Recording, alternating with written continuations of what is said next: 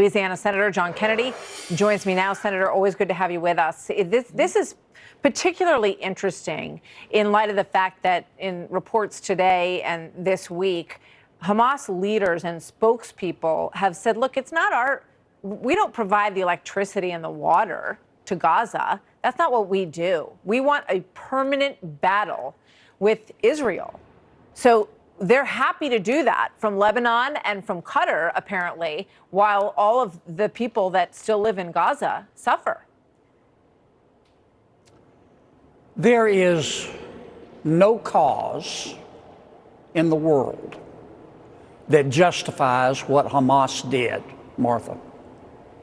Burning babies alive, slitting their throats, all the while yelling for joy. And spare me the retort that we often hear, but these people are oppressed. All the college kids and the faculty members at these universities who believe in diversity, equity, and inclusion and the right to kill Jews. Well, this is America, and they're entitled to their opinion, but I'm entitled to mine, and they ought to be ashamed of themselves. Part of the reason that we find ourselves in a world on fire in Ukraine, in the Indo-Pacific, and now in the Middle East is because of our naivete and our weakness. And more specifically, the naivete and the weakness of the Biden administration. We're playing footsie, and we have for years with Qatar. Qatar does provide the electricity for Gaza. In effect, they give it to Hamas. And the Biden administration allows it. The Biden administration allows billionaires to live in Qatar, and not just from Hamas, but also from ISIS.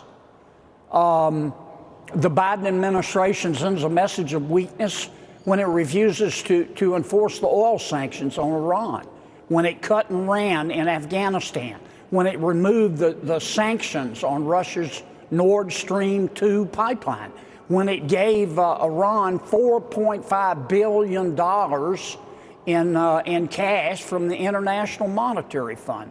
And I could go on. And the problem we've got, it's not the total responsibility for this, but President Biden and his team think while we're in the middle of a bar fight or a prison riot, they want to quote Socrates and read Beowulf and think if we're just nice guys that we can be partners with Iran. And we can't. We have to wipe Hamas off the face of the earth.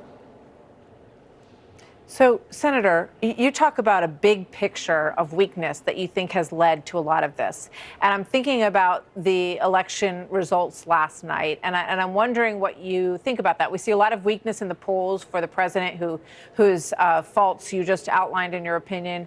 So what goes through your mind when you see the way that the American people are expressing themselves in voting booths in just this small pocket of what we saw last night?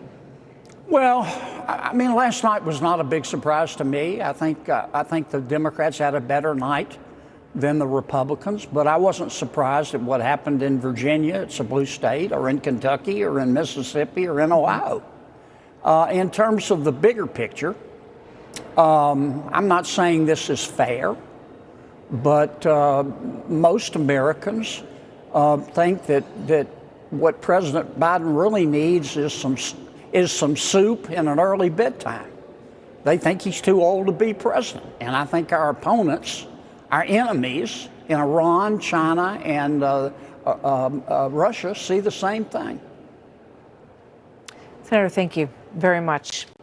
Senator Kennedy from Louisiana joining us today from Capitol Hill. Always good to speak with you, sir. Thank you. Thank you.